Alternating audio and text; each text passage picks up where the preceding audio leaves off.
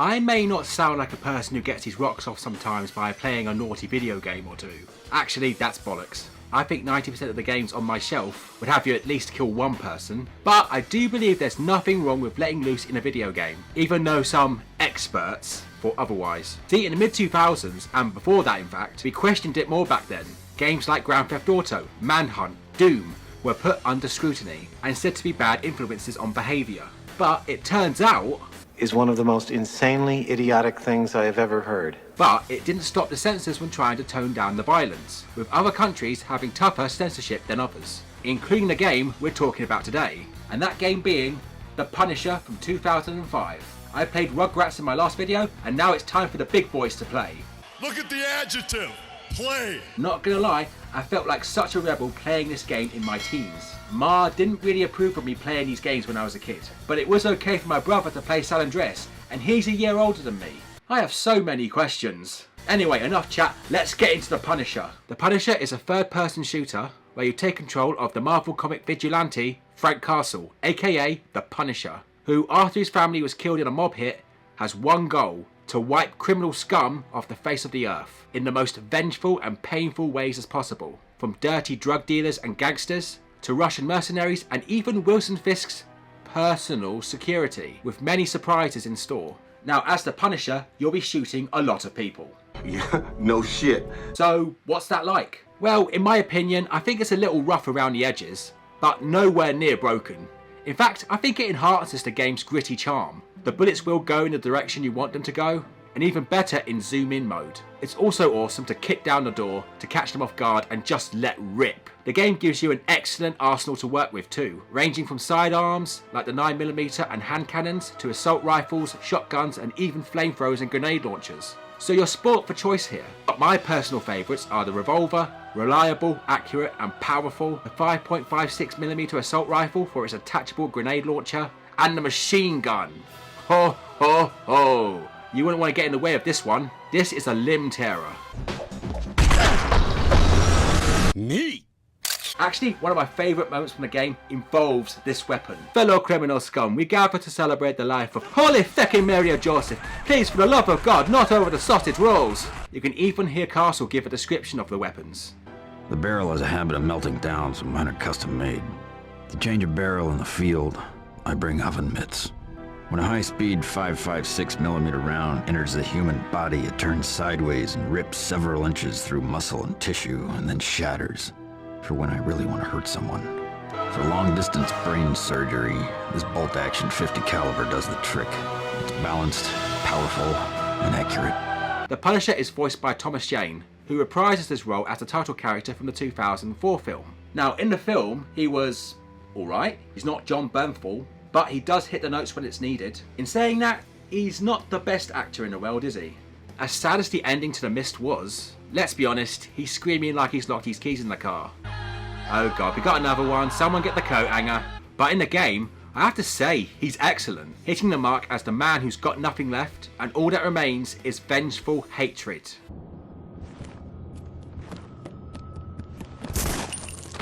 The ones who killed my family, the Saints, and all the other scum.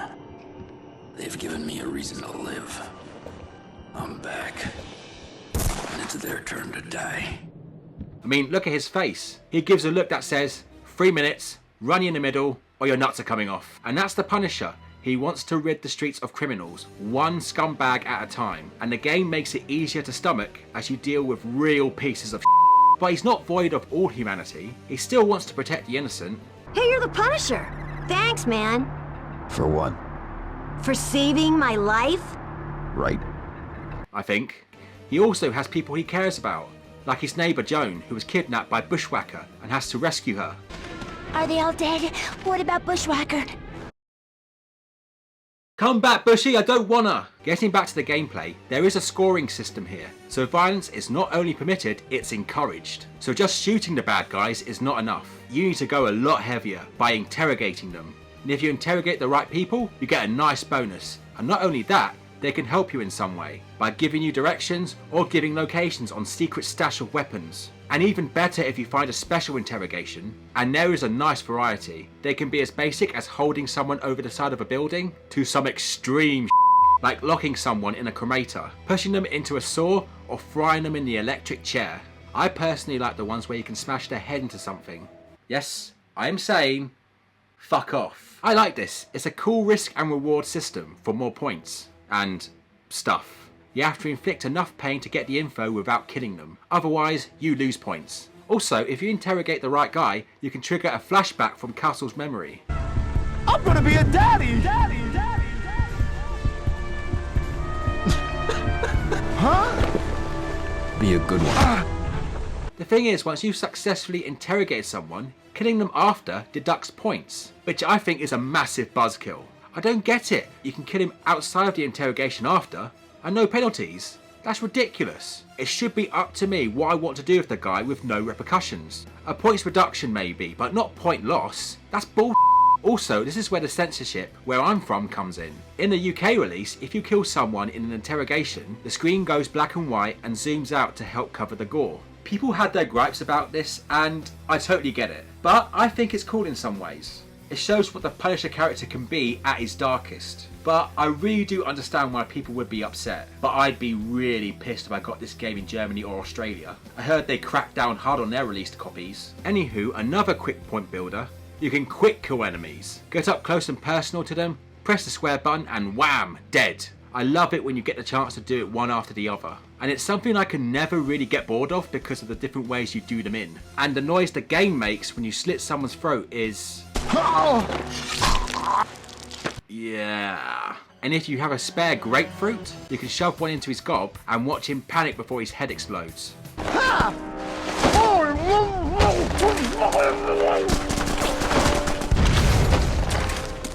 Just a quick reminder, I am a sane person. Right. Along with that, you can find special kills that also give you a nice bonus and a nasty way to send those scumbags to hell.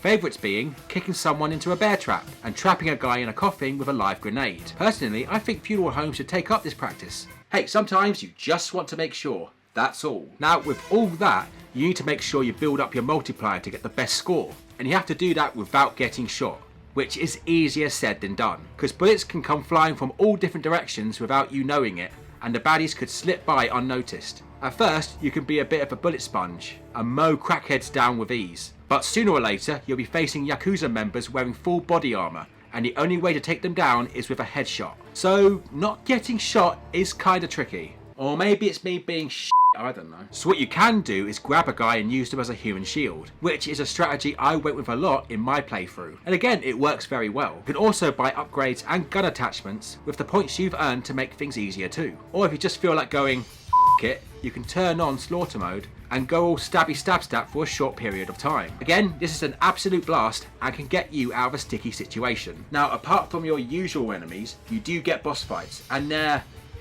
okay, if a bit uninspiring. Sometimes you just have to shoot them. Others, it's a bit extra, involving explosives. Or like when you fight the Russian, recreating the fight from the film.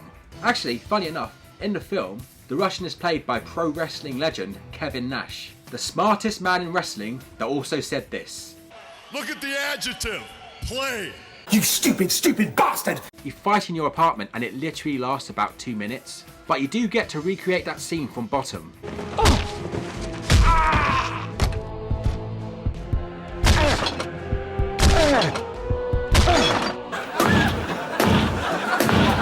Then you fight him again in the next level, and it's a slog. Shooting barrels at the right time, whether or not they want to explode is up to them, and just running around like a headless chicken. It's more or less the same with every boss really, so it can be a bit meh. Now, the Punisher can take you away to faraway lands, like a crack house in New York. Oh shit, man, don't kill me, I didn't do anything! You're a user and a loser. Stop it. Get some help. A meatpacking plant and a chop shop full of stolen cars. Magical.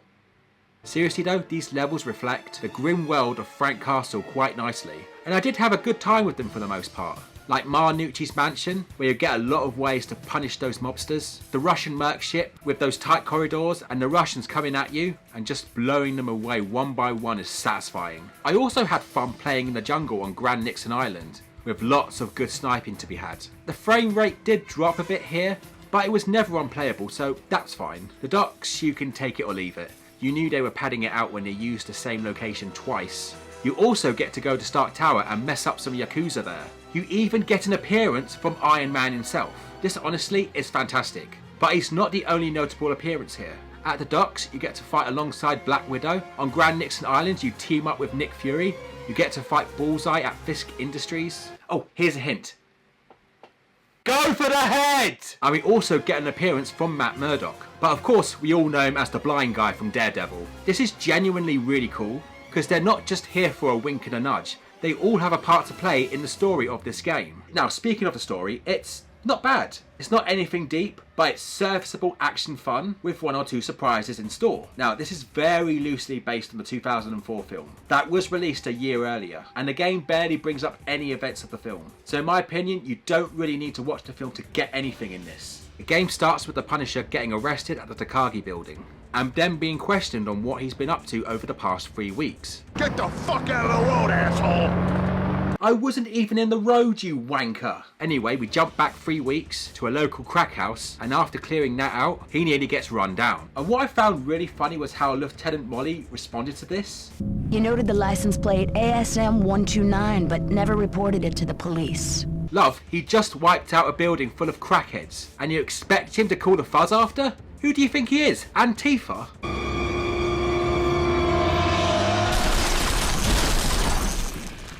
Okay, remember where we parked. So he traced the car back to a chop shop run by a Nucci family lieutenant.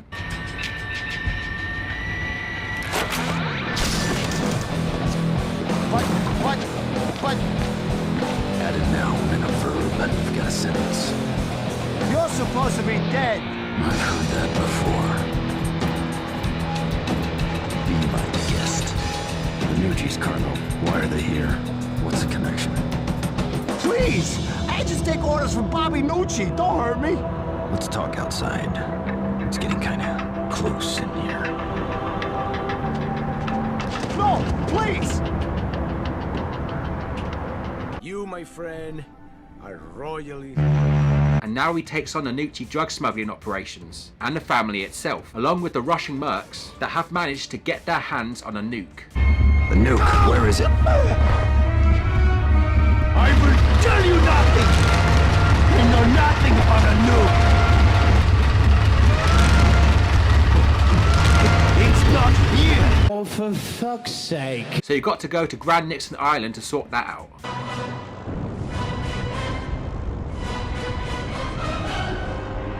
Boom! No more Chinese laundry. The Kingpin was behind both of these things, but it turns out the Punisher and Fisk have been played against each other by a Yakuza group known as the Eternal Sun, and the man running the show is Jigsaw. No, not that one, you silly goose. But his real identity is John Saint, the man who murdered Castle's family. What a twist! So there is a bit going on, and there is enough there to see you through to the end. There is enough interesting characters like Detective Soap, who is secretly working with the Punisher. There was a moment in a cutscene where Soap drops some files by Frank's feet and goes to pick them up, but later reveals that Frank has been released from his handcuffs and knocks out Molly. It's one of those blink and you'll miss it things, and I like that. The voice acting is great here too. One of the more notable voice actors here is Steve Bloom. He provides the voice for Bullseye among other characters. He always makes a good Psycho. The big guy can't see you now, Castle, but I've made room for you in my schedule. Get out of the way. Or what? You'll scowl me to death? I don't miss, you know. Too bad you can't say the same. Hard to miss a guy with a target on his forehead. The only voice acting I thought was questionable was the Russians. They sound quite inauthentic at some points. Sergey! I must urinate! I will return soon! Simples. Also, I want to bring up when Castle found out about John Saint. He sounded, well, a bit too passive. Jigsaw is... well, he's John Saint. You remember? The guy who killed your family. I know what he did. Thought I'd killed him. I know he's supposed to feel somewhat numb, but this is the man who killed his family, and I kind of think you could, you know, show some anger towards him. I mean, you turn yourself in to the police, get sent to the same prison, fight your way through convicts to get to him, and he just seems to make him out as another criminal, which I thought was a bit of a downer and not much to invest in. One more thing, I don't think Molly fully appreciates what Castle's been doing. You helped quench a poor guy's thirst. He fed the local wildlife, hung a guy's coat up for him. Unfortunately, he was still wearing it, but quite nice of him still. And granted a dying lady's wish. He helped her to be able to fly. Shit. Pick her up again. Go again like it never happened. And there we go. She went out the way she wanted to go. Splat. Oh, just for context, that was Ma Nucci, head of the Nucci crime family, and not just some old lady I chucked out the window. But after saying all that, I think The Punisher from 2005 is a fun third-person shooter. Sure, it's not the smoothest when it comes to gameplay, or level structure due to boss battles, but if you want to let loose with some glorious score and some creative ways to cause pain, this is the game for you. Of course, if you don't mind sacrificing your end level score. Just to clarify, that causing pain bit is meant to be in jest. I do know that this game is incredibly violent, but if I'm honest, I think it's just a bit silly as well, and shouldn't be taken too seriously. And I just want to reiterate, there's no evidence connecting violent video games with violent behaviour. But this had me coming back to improve my score, even had me playing a bit longer than I'll admit. Plus, there are challenges to beat for comic book covers, which is neat, with enough story to get you through with a great performance from Thomas Jane. And one more thing, the music in this game is absolutely top notch, especially the main menu track. It just sums up this game perfectly.